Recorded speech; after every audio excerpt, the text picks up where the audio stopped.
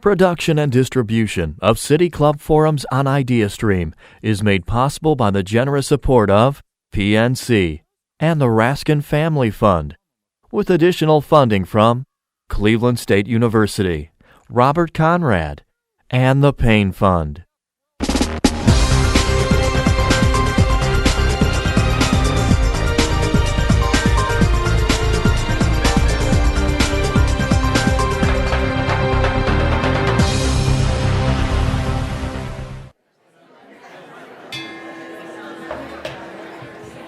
Hello, good afternoon, and welcome to the City Club of Cleveland.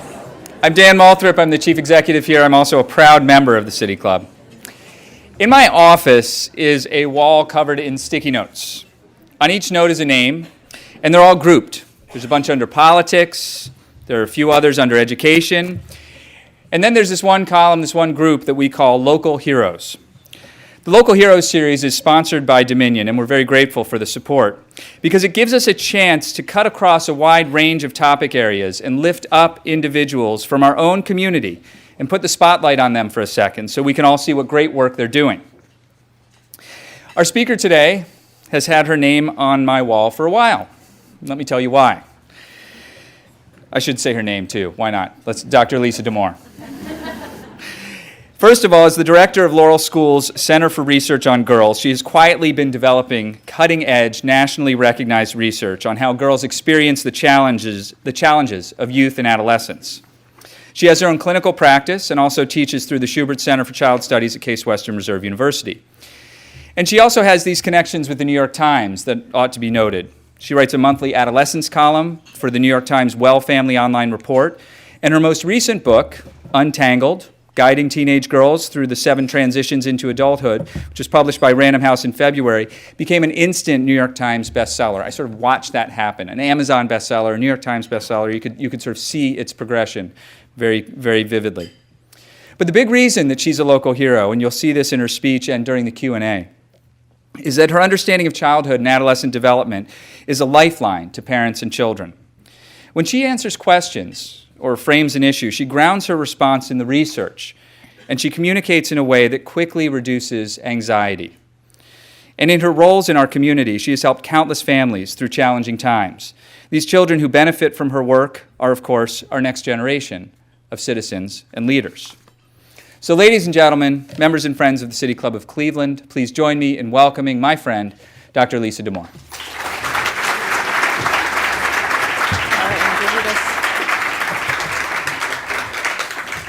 Dan, thank you. And let's talk about a local hero, right? We could not do better as a community. And thank you to Your Teen Magazine for sponsoring this, another amazing crowd of local heroes. So I am honored to be here. I am so lucky to do what I get to do for a living. I am so grateful to work with teenage girls. I am so grateful that girls and their families let me into their lives. And I want you to enjoy a leisurely lunch because you are all leaving with tons of homework. So rest up. The only people not leaving are the girls. They do not get more homework from me today. Everybody else is getting more homework from me today. So what I'm going to start with, actually, I sort of thought I would do sort of a city clubbish state of the state. So let me just say a little bit about teenagers in general today. So we are actually raising the best behaved generation of adolescents on record. And I think we got to say that. We talk about teens in ways that are never fair, I think. But what we know is that this population of adolescents uses drugs and alcohol less than any population before them. There are a couple of substances that are spiking in ways that are scary to us, opiates in particular. But on the whole, they are way better than we were. And I think we need to acknowledge that. This is also a population that drives more safely than any population of adolescents before them. And part of this has to do with graduated driver's license laws, where you don't just get your license at 16 like we did and then just do whatever the heck you want.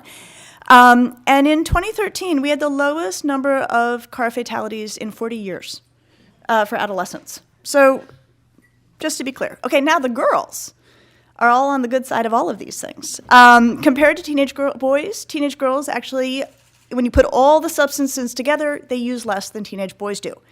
They are also way safer drivers. And I take every chance I can with girls to say, look, if it's you or a guy driving, you drive. You drive. Girls also excel academically in ways we have never seen before. They get better grades than boys do, and this starts at the beginning of school and goes all the way through. They are less likely than a boy to repeat a grade or drop out of school. They consistently outperform boys in reading and writing. They do as well as boys in mathematics. They are more likely than boys to enroll in college. They are more likely than boys to go to college. They outnumber boys tremendously, and they are more likely to complete college. So, these are disparities that are actually not just true in the US. These are international disparities. Even where there is an achievement gap, when we see racial disparities in achievement, which we do, even in those, the girls are still outperforming the boys. The girls are doing great at school. The teen birth rate is also at an all-time low. We've never had fewer teenagers giving birth than we do right now. This had been dropping steadily in the United States since 1991. And then, interestingly, I'm going to tell you an interesting story. In 2009, the rates fell off a statistical cliff. They had been dropping at a rate of about 2.5% a year, and then suddenly, between 2009 and 2012, they started dropping at a rate of 7.5% a year. So these economists who look at this, they were like, what is going on? And somebody said, it's the TV show 16 and Pregnant. And they were right. So here's how the research worked. So 16 and Pregnant came on MTV in 2009. And a lot of people criticized the show. It's glamorizing pregnancy, it's putting being a pregnant teenage girl is making you famous, this is terrible, right? In fact, and I will tell you, I never really watched this show, but if you watch the show, it actually gave a very realistic depiction of what it meant to be 16 and pregnant. And it followed these girls through long labors, through C-sections, through health complications, sleep deprivation, and also usually strained or collapsing relationships with their baby's father. So these two economists, Carney and Levine, started doing this really interesting methodology where they would look at when a show had aired, and then they would look at Google searches and Twitter activity in the wake of the show. And what they found were there were all these jumps on Google for searches for birth control, right? And then they would find all of these great tweets in Twitter. Still not overly impressed with my decision to take a spring class. I've seen better choices on 16 and Pregnant.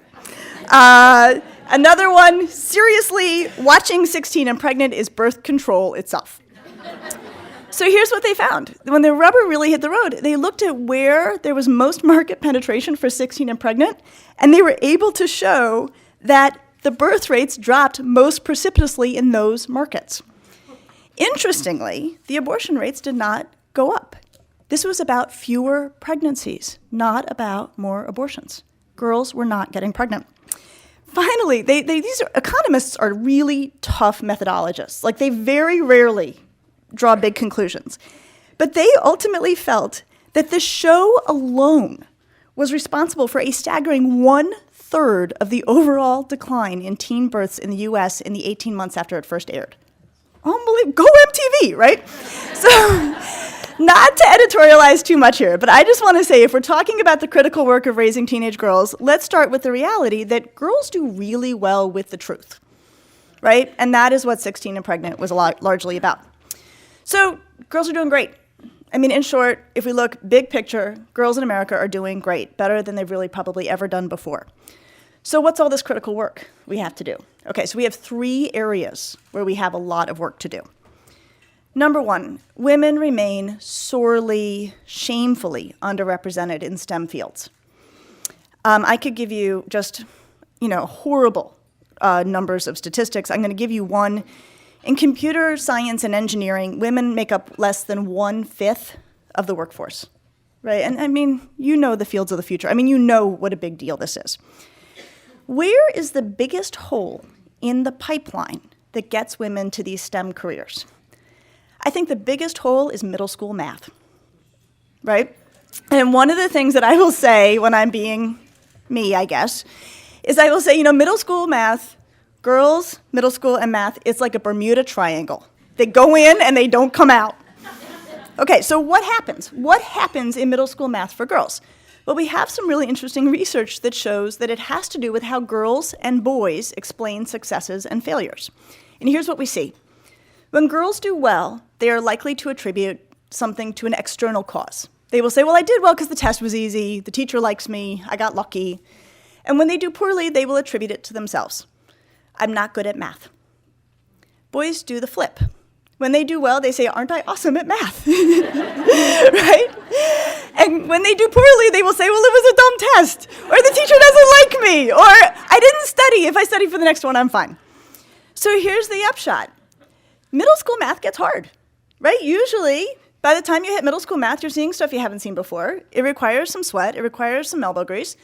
And when girls come up against that, their first reaction is, I guess I'm not good at this anymore. Watch me stop, right? And that's what they do.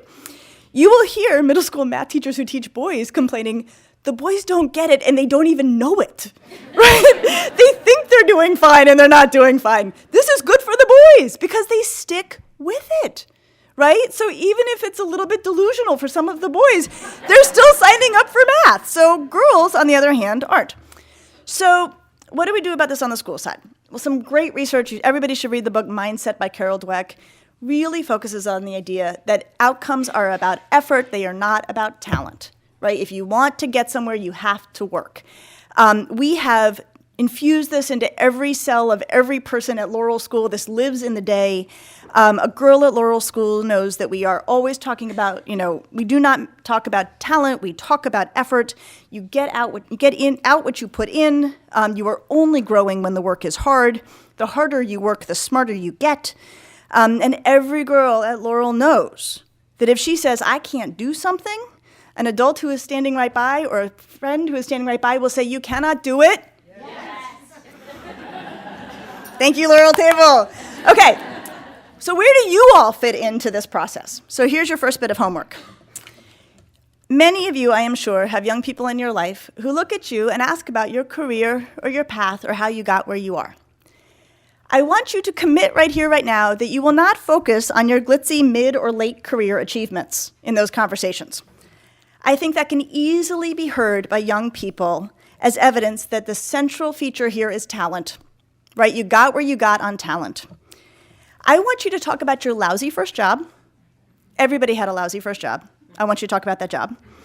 I want you to talk about the winding road you took to where you are today. I want you to talk about your mistakes along the way. I want you to talk about how hard it was to get to where you got. I will tell you when people say, gosh, you're like a really pretty solid writer. I will say, yeah, I was not when I came out of graduate school.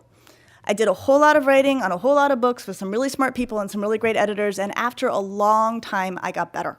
Like I really try to say that. When people say, oh, you're a pretty solid speaker, I will say, I was not. When I came out of graduate school, there was this one course I taught at Michigan with 400 students in a 3-story auditorium, and I had to teach that class 3 times a week, and I almost threw up 3 times a week on the way into that class, but by the end of the semester, I was better. So those are the conversations we need to have with young people. The more girls and young women who understand this, the more girls who understand that sweat is what is required to get where you want to go, the more girls we will have sticking with subjects that don't come easy, like math in middle school. Okay, next, your next round of homework. We, and I include myself in this we, have become desensitized to sexism.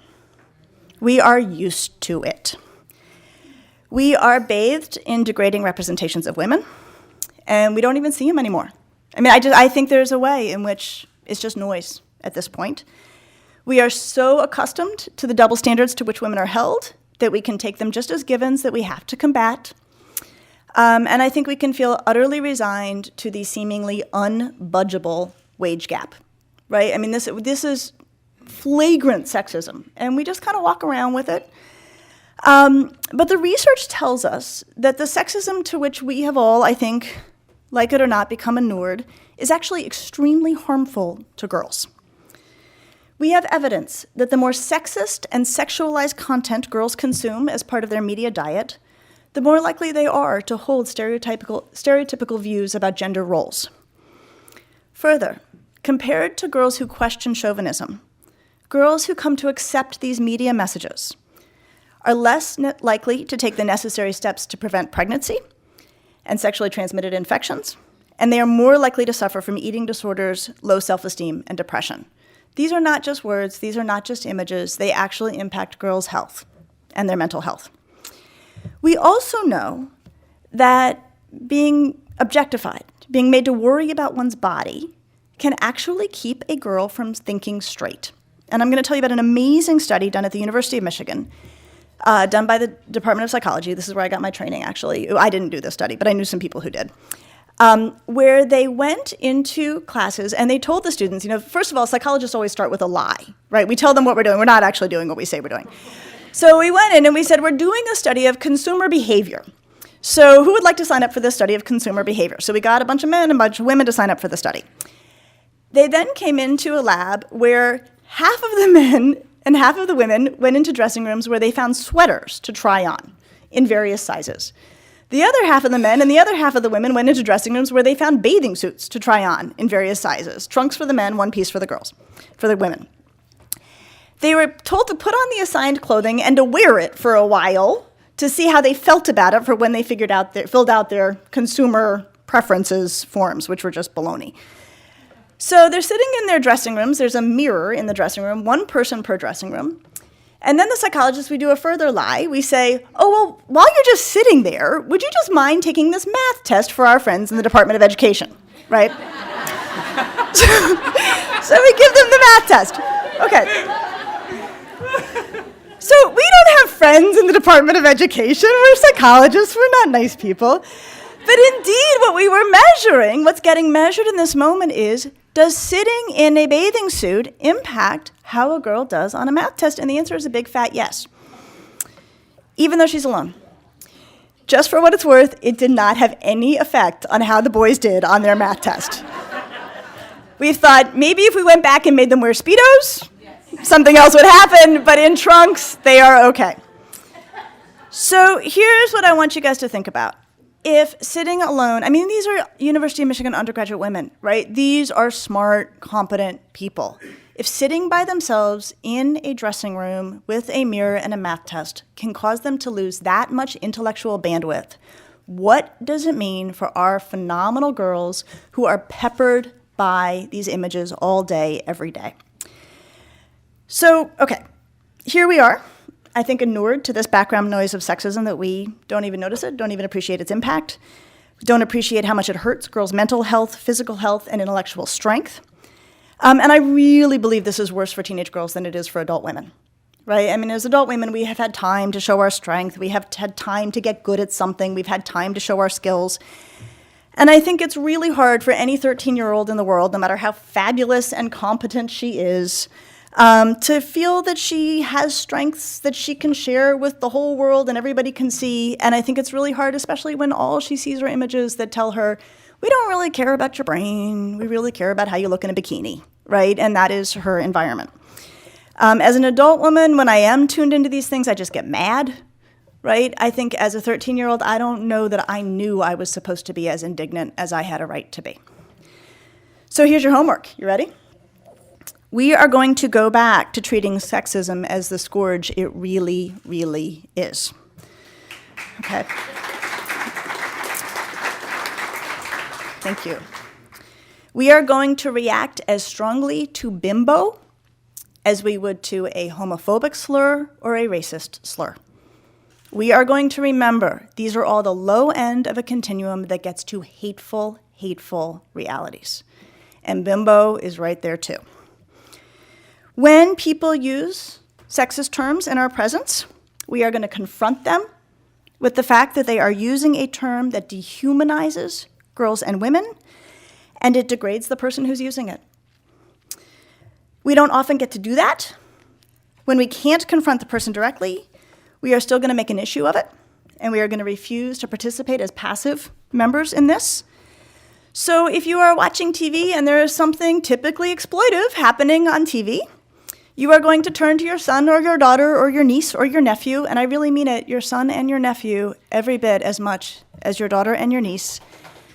I really mean that. We cannot do right by the girls until we are doing right by the boys.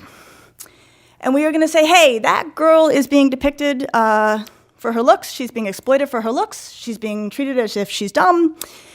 Why don't we turn this off because we are participating by watching it? And that is a line I stole from Mary Beth Hicks, who's an author, and I just think it's a beautiful line. If you're even watching it, you are participating in it. When we hear sexist terms coming out of our television, when we hear them thrown around, We are going to turn to the young people in our lives and we are going to say, that is hateful and hurtful language. I am so sorry you had to hear that. Never, never forget that those words say nothing about girls and women and a huge amount about the person who is using them. We have to be vigilant. We have to do this job. Okay, finally, here comes your last bit of homework. And unfortunately, I have to go back and pop that 16 and pregnant bubble on this one. Despite the fact that we have the lowest teen birth rate on record, American girls actually have, adolescent girls have the worst sexual health in the industrialized world. We look at this in terms of rates of abortions, births, and pregnancies, and we are at rock bottom for industrialized nations. There are many, many reasons for this. Sex ed, access to contraception, things like that. But there is a reason that has to do with an element of our culture in which we all participate. And I would say I still participated even though I don't mean to, but I've gotten better lately. And this is the issue. When we talk with girls about their romantic lives, adults as a group tend to talk about risk. Don't get pregnant. Don't get yourself in a bad position. Don't get hurt. It's a list of don'ts. That's how we talk to girls about their romantic lives. And I'm not saying that this is a bad idea, right? These are things we don't want to have happen. But I am saying that it reinforces sort of a harmful idea, which is that when it comes to the physical side of romance, boys are on offense and girls are on defense. That's how we describe it. And when we don't endow girls with romantic wishes or young women with sexual agency, they don't act like agents. When we tell them to watch out, they give away any sense that they are in charge of this process. In contrast, cultures, namely the Netherlands, which also has a lot of different things that go on from our culture, they focus on romance as being about enjoyment and responsibility for all parties. They have the best adolescent sexual health in the world. In other words, when you treat girls like agents, they act like agents. When they feel like they have a right to be there, they act like someone who's prepared to be there. And they take better care of themselves in romantic endeavors. Interestingly, just for what it's worth, this sort of positive approach to sex education does not lead to more sexual activity, which is often, I think, a concern people have. If we talk openly about this being a fun thing, they're going to go out and do it more. No, they do not, actually. But what it does seem to lead to is safer sexual activity, and I would also like to presume happier sexual activity. So I have really changed my practice for how I talk with girls about their romantic lives. And that word romantic, is kind of quaint, and I will tell you exactly why I use it, and I now tell girls exactly why I use it. For me, romantic does two really useful jobs. For me, romantic includes hand-holding, maybe in 5th or 6th or 7th grade, and then everything that comes after that. So romantic for me means I'm talking to the whole room. And also for me, romantic means whoever you have your romances with, right? I mean that often when we're talking about this defense-offense thing, we're talking about boys and girls, but I also want to include everyone in the room, regardless of who they enjoy their romantic lives with. So here's what I say to girls. I say, now, as you think about your romantic life, and I've gotten past the quaint term because I've explained it, I say the most important thing for you to think about first is, what do you want? What do you want? I will tell you, when I say this to girls, you should see the looks on their faces. They are sort of, they don't know what to make of me. What is this strange grown-up? And I've actually had 9th grade girls blurt out, I have never had an adult say that to me. Right? But why not? And then I say, the next thing for you to think about, once you have a sense of what you want, is think about, what does my partner want? Right? You want to get to know that. Then together, you're going to figure out, well, what do we want? And usually the we is whoever wants least wins, no negotiation. Then I say, after that, if there's risks involved, you'll need to address those with your partner. But that's where we are. So here is your homework. Here's your homework. If you are ever standing there with a young person, male or female, when the topic of romance comes up, figure out how to get the word want into that conversation. So if you're watching a movie where a girl faces a romantic dilemma, say out loud, even though it'll make your teenager crazy, well, what does she want? What does she want? If you are listening to a raunchy song, and I've got no problem with that, say, wow, he's got a lot to say about what he wants. I wonder what she wants. Of course, your teenager will also want to jump out of the car, but that is okay. It is okay. I will tell you, I recently had a conversation, that something that goes on is that it is not uncommon for 6th, 7th, and 8th grade boys to press girls to send inappropriate photos, right? This is a thing that is very much a thing. And when you talk with girls about how to handle that dilemma, a lot of what they're struggling with is they don't want to do it, but they don't want to hurt their future social connections to that person or the person to whom that person is connected, other people. So when we give our adultish advice, say no, I'm going to tell a grown-up, all of these things, they kind of go, that has more repercussions than the girl is necessarily always ready to face. So I said to the girl, what if you just wrote back, I don't want to, right? And she was like, oh, this was somehow a radical idea. But we are the ones who have made it radical. We don't talk about want, and they don't get to want because we haven't framed things in those ways. Along those lines, while many of us who take care of young people are involved in incredibly important conversations about consent, right? This is a topic everywhere, as it should be. I have to tell you, I've started to have a problem with that term. To me, consent has a little bit of an air of allowing or giving in.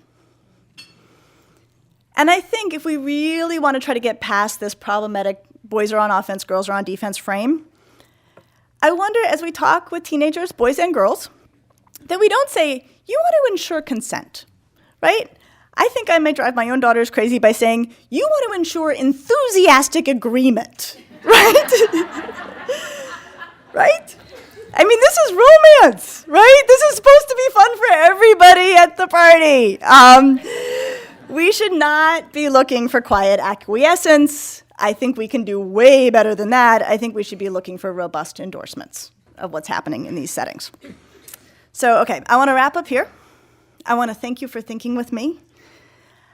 I have to tell you, girls are such a precious resource. I love them. I love being in their company, and they are thriving in so many, many ways. But they still run into barriers that adults create or unwittingly participate in. And they deserve better, and we can do better. So before I go, I'm going to remind you of your homework. You ready? Okay. We will speak openly with all young people, but especially with young women, about the missteps, misfires, and meanderings on your path from where you were at 13, 14, or 15 to where you are today. In doing so, we will remind girls that effort and persistence, not luck or talent, are a girl's best friends. We will not allow ourselves to become desensitized to sexism, and we will fight it everywhere we can and do so openly in front of young men and young women.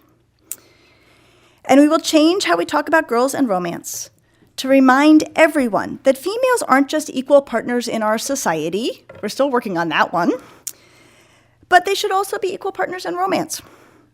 We will put conversations about want before conversations about risk. And of course, we'll keep having those conversations about risks. Those are real. Because we know that when we do, girls take better care of themselves, which is the goal here.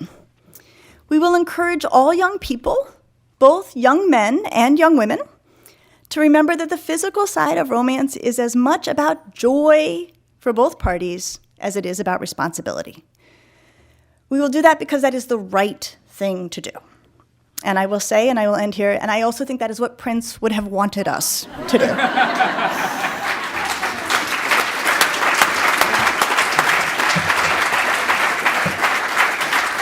So there will be time for questions.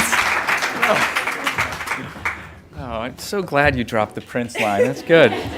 We are here to celebrate this thing called life. And we are enjoying a Friday forum featuring Dr. Lisa Damour, director of Laurel School's Center for Research on Girls and author of Untangled, guiding teenage girls through the 7 transitions into adulthood. Perhaps one of you will ask a question about all 7 of those transitions, so we know more about what the book is about. It's funny, back before we got started, I was telling Lisa about the creed of the City Club, and there's this line, I have no axe to grind, no logs to roll, all of that, and Lisa was like, whoa, I got an axe to grind. And we're glad you do. So we're about to head into the Q&A. We welcome questions from everyone, including guests and students, and those of you joining us via our radio broadcast, our webcast, or our new live simulcast at the Parma Snow branch of the Cuyahoga County Public Library. If you'd like to tweet a question, please tweet it at the City Club, and our staff will try to work it into the program. We want to remind you, too, that your questions should be brief and to the point, and again, we ask you to stand up to ask your question. Holding our microphones today are Director of Programming, Stephanie Jansky, and Content Associate, Teddy Eisenberg. May we have the first question, please? Okay, you want to hold it? Okay. Well, thank you so much. It is an amazing opportunity for all of us. I feel like, can you lean a little forward? I feel like the professionals in education are challenged with social media, and I would like to know within Laurel's organization and then more broadly, we're kind of in the I don't know what to do with their devices, and how do we deal with the fact that they're advertising their entire lives? It's the selfie, it's the narcissism, and what are educators doing about this? Okay, so let's do 3 hours. And I mean, it's so complicated. It's so unbelievably complicated. I think all schools make their policies. I think all schools are doing their best. I think it's a challenge for our teenagers. It's a challenge for us. Here's, I think, a universal thing that I just find is a great place to start when thinking with teenagers about their social media. I have yet to come across an impulse that is acted out on in social media that I do not remember having myself as a teenager. And I think it's easy to forget. So we talk about selfies, we talk about preoccupation with looks. I will confess I was a swimmer, competitive swimmer, and I remember very clearly in my 9th grade year refusing to breathe on the blocks because I was trying to suck in my stomach, because there was a really cute boy who sat in the front row who was not paying attention to me at all, but it made total sense to me at 14 that for the minute or so before the gun went off, I would stand on the blocks, not breathing, and then the gun would go off and I would go in the air before I hit the water. There was nothing in the world that made more sense to me at the time. I grew up in Colorado. We skied, and I remember, despite my own ridiculousness at swim team, the derision we would consider the girls from Cherry Creek High School, which we hated, because they skied with butane-activated curling irons in their parkas so that they could touch up their bangs at lunch. So we were ridiculous. I mean, I am not at all convinced we were the only ones. So I think, the first place to say is, what part of this is adolescence? Just adolescence in all its wonderful weirdness, right? And then, what part of this is adolescence from which teenagers do not get a break and deserve a break, right? So at least with whatever ridiculousness I was doing in the swim team, at least I went home and nobody could see me, right? And I got some time off. And so I think as we talk with teenagers about their social media, I think we talk about it in terms of things from which they deserve some reprieve, right? They deserve reprieve from knowing who said what about whom, 24/7. That's just too much information. They deserve reprieve from worrying about how they look. Everybody does. They deserve reprieve from all of the things to which they can access that none of us can resist sometimes. So I think I think there's a lot adults can do and need to do to contain it in a teenager's life. But I think it's always better to start in the spirit of, if I had a phone when I was a teenager, I would have done exactly what that teenager is doing with their phone, probably weirder. And so I'm on the side of some sleep, some focused study, some time off from worrying about how you look, some time off from worrying about whatever ridiculousness happened at school today. And I know you don't feel like I'm on your team, but I'm completely on your team when I'm asking you to give me your phone for a little while. I taught high school girls for 10 years, so I really appreciate everything you said, especially the distinction between agency and victim.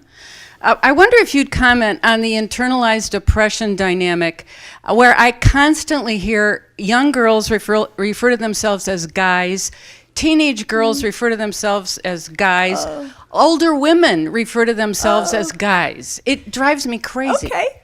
This is interesting. So in my other life, I'm sort of a university linguist because my best friend is a linguist. So I've spent a huge amount of time thinking about language. So yeah, guys becomes hey guys, come on.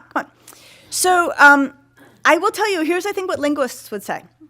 That is a function of the failure of the term gals. Right? And it fills a gap in the language. Like, gals just never made it, right? And we don't know why gals never made it. But it's really interesting because for men, there's boy, guy, man. And you will hear, and they're not rough, that's not always in that order, but there's sort of a nice space that it holds. And you will hear college-age women, I remember this bristling the day, like, I'm a woman, right? Like, wow, I was like a girl like 3 months ago. Like, what happened, And so you think, wouldn't it be great if gals had made it, Because I think it kind of would have filled in that in-between space.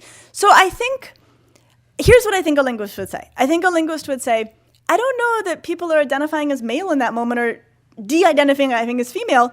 It's just a function of sort of a one word made it and the other one didn't, and somehow guys became generic and gals didn't. But we could start a movement.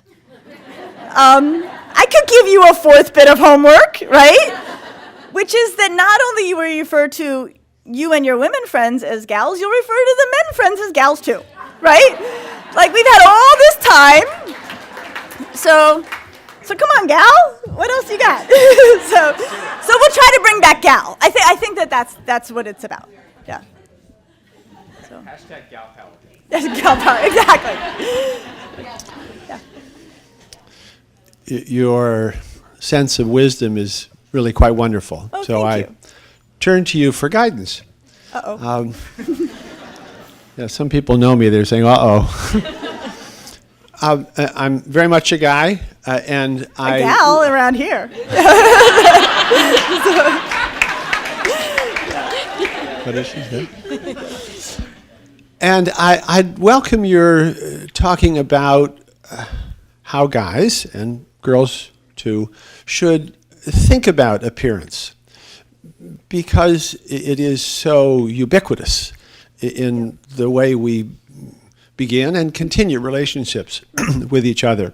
I visited the University of Missouri last weekend, and I was kind of knocked over by all these magnificent women. Should I not react to their magnificence? I don't think so. You can't help it. They're gorgeous. Can't help it. It's gorgeous. But at some point, it needs to find a good balance, and maybe you've been able to help the young women you deal with especially figure out where appearance fits into the value spectrum. Thank you for that question. I think it's a great question, and it is something I think about.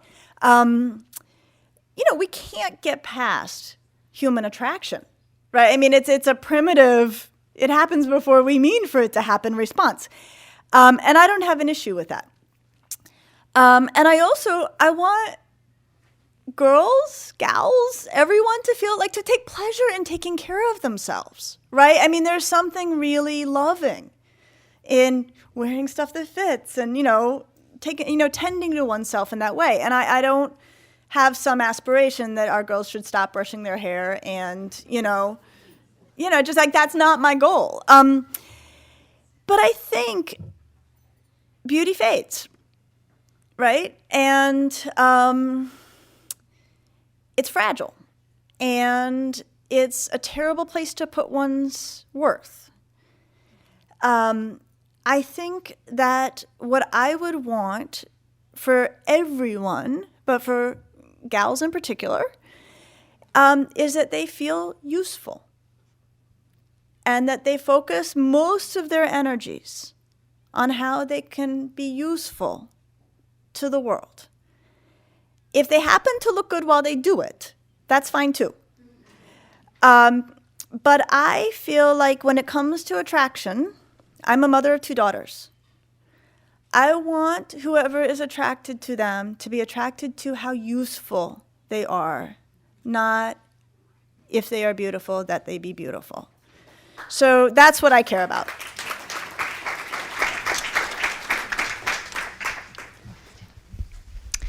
You mentioned earlier about taking an active role when we're talking to our children about seeing something on TV and making comments about that. But you also mentioned that there are so many things in our environment that we're all desensitized to. And I feel like I know these things, but I was wondering if you could point out a few things that are more subtle that those of us who really want to guide our girls can take heed of. Thank you. I mean, I think Disney Channel's kind of a nightmare. I mean, it's on in my house. I mean, I'm not, I need to do stuff besides entertain my children, so Disney Channel takes part in it. But I think, I just, the dumbness of the girls, the appearance focus of the girls, and often it's kind of benign and sometimes it's kind of not. I think that that's a place that I think where it seems benign and I think it's not as benign as it looks. And I think, there's lots of ways to get this right. I will tell you, I've allowed it. What I actually really take biggest issue with, and this gets to another stereotype about girls that's unfair and wrong, is the meanness, right? That there's a lot of these TV shows that depict girls as like really cunningly, horrendously mean. And that's the one place I draw the line in terms of what we watch. This show has way too much meanness, we're turning it off. I'm very harsh about that when I'm paying attention, which isn't always. But I think, the commercials where there's a really hot woman selling cars, right? I mean, they are basically every commercial. If you start looking, it's there all the time. And you cannot, and you will not have anyone in your family who likes you anymore. You cannot comment on every one of these examples, that you see. You just can't. You just can't. But I think you can say, hey, someone's making money, and it's not that woman, right? She's bringing the beauty, and she's not the one making the money here. I think you can drop them in, and your teenager will be like, enough. But do it anyway. Do it anyway. Hello, Lisa. Hi. Oh, there you are. Hi. Hi, how are you? I have a question about education. I remember reading some research a while ago saying that girls do better in single-gender schools and boys do better in mixed-gender schools. And I was wondering if you had any thoughts or comments on that. So here's what we know. When we look big, for neither boys nor girls do single-sex schools outpace or fall behind co-ed schools. It's a wash. It's a total wash. So one take on that is it depends on the kid, right? And you got to know your kid. There is some evidence, and it's pocketed and selective. All those stats I gave you about how great girls are at school, well, they raise the bar in the classroom. And that's a reality. And so studies that find, and some studies do, you get the boys out of the room, it's better for the girls, and some of it is it's getting the lead out a little bit when the boys are falling behind. Again, big picture, broad swath, no one child is implicated here. And then the idea being that when you just put a bunch of boys in the classroom, the level drops, and that harms the boys. But again, kid by kid, these studies are very, very complicated, largely because we cannot use really controlled measures. We cannot pick children and, match their families and say, we assign you to a single-sex school and we assign you to a co-ed school. So, it's all kind of a wash. So I guess what I would say is you got to know your kid. You got to know what's right. We have unbelievable educational opportunities here in Cleveland.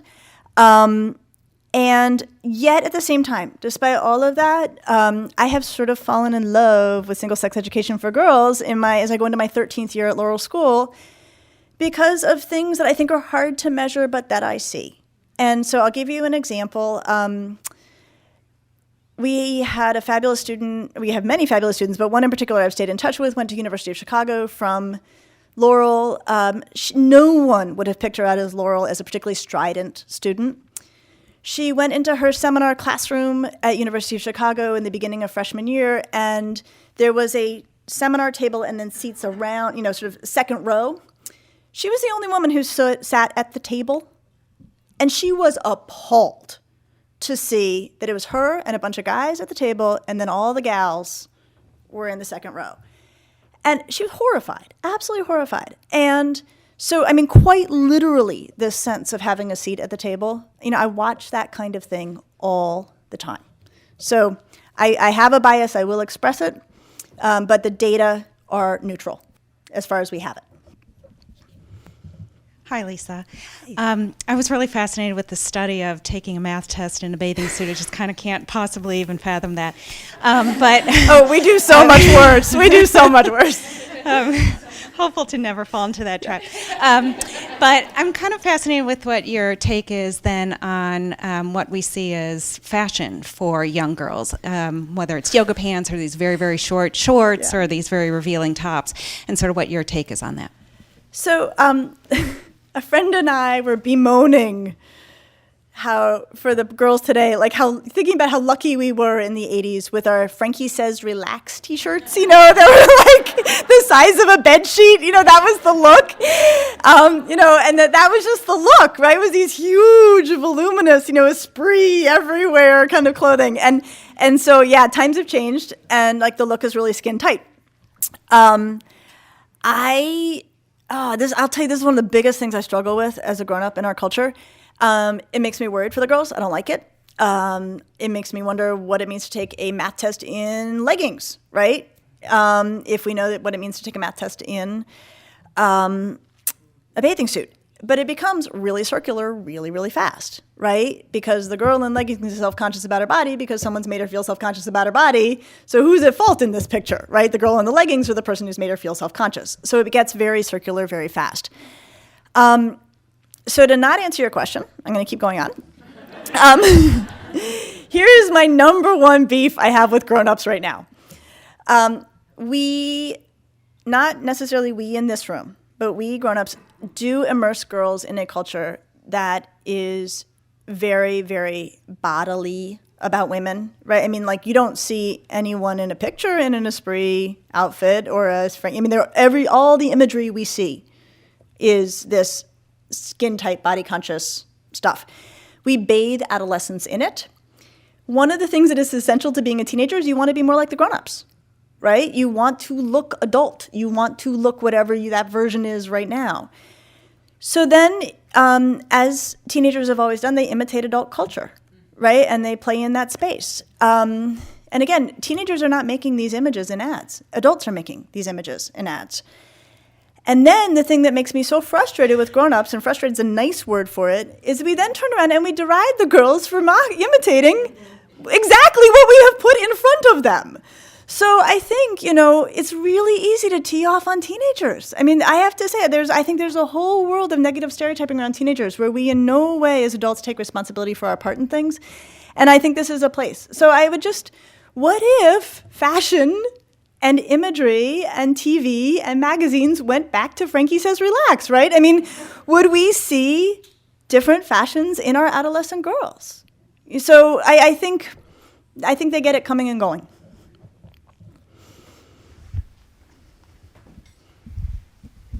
Hi. Hi. I wanted to ask what you thought about cultural impact on the 7 transitions in particular. Oh, okay. Are there cultural impact or ethnic impact that kind of bubbles to the surface when you talk about those transitions? Thank you for asking. So my book has this crazy long subtitle, Guiding Girls Through the 7 Transitions into Adulthood. I don't remember it. It's so long. So here's the argument I'm laying out in the book, that there are 7 transitions that move girls from being girls into being grown-ups. I would say these are the exact same 7 transitions for boys. I'm just sort of laying out the girl version of it. I address them one per chapter, and they are parting with childhood. This is where the sexy clothes come in. Joining a new tribe, harnessing emotions, contending with adult authority, planning for the future, entering the romantic world, and caring for oneself. And basically what I say is you do those 7 jobs, you got a grown-up on your hand, and a lot of what adults don't understand or don't like about teenagers is actually teenagers doing that important work in their own way and in their own time. So one of the questions I grappled with, right, is, well, how universal is this, right? Are we talking about upper middle class white girls in Shaker? You know, are we talking beyond that? And I sort of feel like ever since we've had modern adolescence, which is about 100 years, like, or maybe it's more like 50 years, I think these are true. I think these are true. And I would say we went through the same 7 transitions as adolescents ourselves. And one particular delight of my professional life is that I train graduate students at Case Western Reserve University in the Department of Psychology. And a particular horrible irony of professional training in psychology is that when you are a graduate student, you get the most chaotic, most underserved population you will ever work with. Because we have the $5 psychology clinic where you get your Johnny psychologist who is really like green, really green. So a lot of the thinking about these 7 transitions actually came out from working with my graduate students who were working with these wildly chaotic, underserved populations because so much was awry.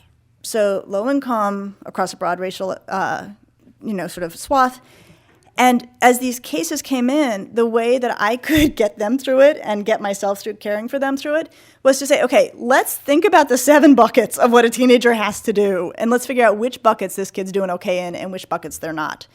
And that actually helped us sort of bring very stressed adolescents down to size in terms of the clinical work. So I would like to think this, is a universal argument. I am careful in the book to try to address where I think there are racial differences or SES, socioeconomic differences in terms of how things play out. So if you are a white kid experimenting with marijuana and you get picked up by the police, you are way better off than an African-American kid who experiments with marijuana and gets picked up by the police. There's shameful judicial outcomes in that. So places like that I try to play with. And then the longest section, there's many, many sections in each chapter. The longest section in my chapter on entering the romantic world is being an LGBTQ teenager and how that plays out for the adolescent and how that plays out in family life. So I aimed to be as inclusive as I could in a book that ran to almost 300 pages. Yeah, hi, Dr. Damour. Hi. There's sort of a pop culture, social media phenomenon now where celebrities are tweeting naked pictures of themselves, and this is a feminist, self-empowering message. How do you square that with your 12 and 13-year-old that you don't want to send naked selfies? Thank you. Yeah, thanks, Kim Kardashian. Thank you. Thanks from all the moms and all the dads, Right, I mean, I find this so frustrating. Right, I find this so frustrating. This idea that, look how empowered I am, I'm selling myself. Right, I'm not letting anybody else sell me, I'm selling myself. So I think there's so much one could say about this. I just think, again, I would say, what is she getting out of this? Okay, so she's getting paid. Okay, so she's getting paid. She's getting paid for how she looks, right? So that seems to be her job. You imagine, and I imagine, that our daughters will have other jobs that do not involve getting paid for how they look. And that would be our hope for them, because it is such a fragile, not to mention degrading, way to make money. And I would that's how I would handle it, more as a mom than as a psychologist, I would have to say. I mean, I'm in full mom mode on this.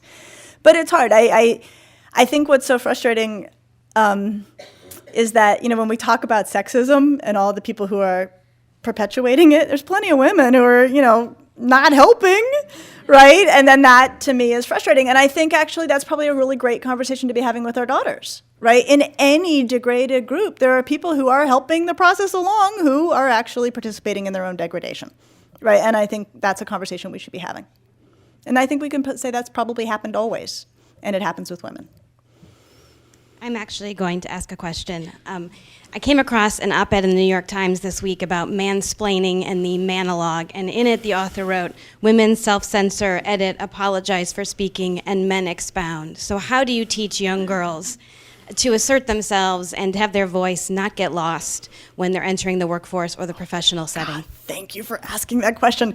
So I started my day at Laurel School, where with my director of Laurel Center for Research on Girls hat on, we had one of our researchers come back and give a big summary to the girls about a fabulous, fabulous study we conducted a few years ago that's going into the literature now.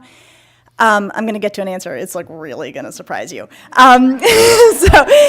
here was the super cool study we did in collaboration with St. Ignatius High School downtown and with Green Hills School, which is a co-ed school in Ann Arbor, Michigan. We worked with the Department of Linguistics at the University of Michigan and tape recorded and videotaped at all 3 schools an AP English class and an honors physics class. And then these linguists who worked their fingers to the bone transcribed every darn word of, I think it's thousands of pages. So guess what? As with many ways in which women's language is criticized, that's actually a myth. The girls do not use just or like more than the boys do. The boys are actually crushing them in terms of that language. And this is a total myth, right? That girls somehow speak in a way that harms them and holds them back.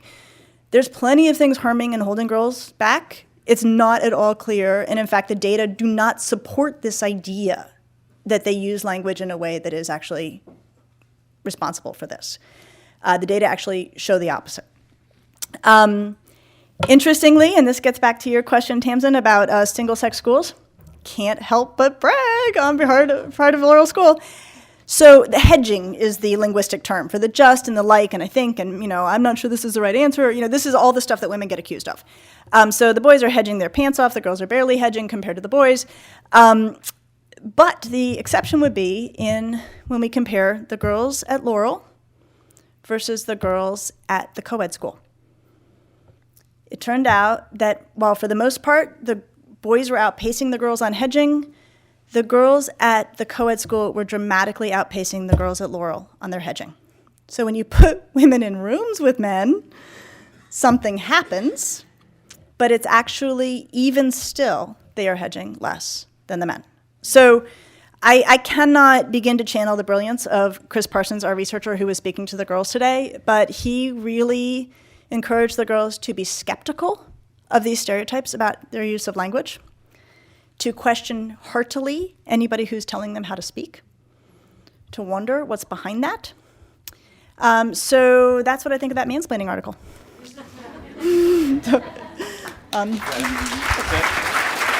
You're awesome.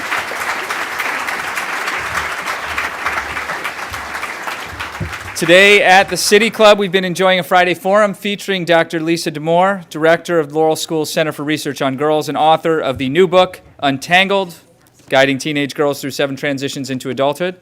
The forum is part of our Local Heroes series. It's sponsored by Dominion. Additional sponsorship today was provided by Your Teen magazine. We thank both of you for your support. We'd like to give a special welcome to guests and students and faculty and guests at the table hosted by Fairport Asset Management, along with the students, faculty, and staff who are here with Magnificat High School, Laurel School, and Urban Community School. Student participation is supported by a generous grant from the Jeffrey David Epstein Memorial Fund. We thank them for their support. Sale of Dr. Damour's book today, Untangled, is provided by a cultural exchange, and that brings us to the end of today's forum. Thank you, Dr. Damour. Thank you, ladies and gentlemen. Our forum is now adjourned.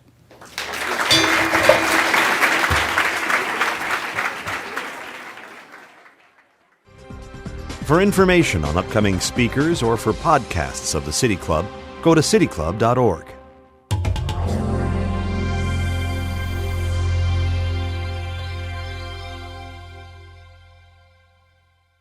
Production and distribution of City Club Forums on IdeaStream is made possible by the generous support of PNC and the Raskin Family Fund, with additional funding from Cleveland State University, Robert Conrad, and the Payne Fund.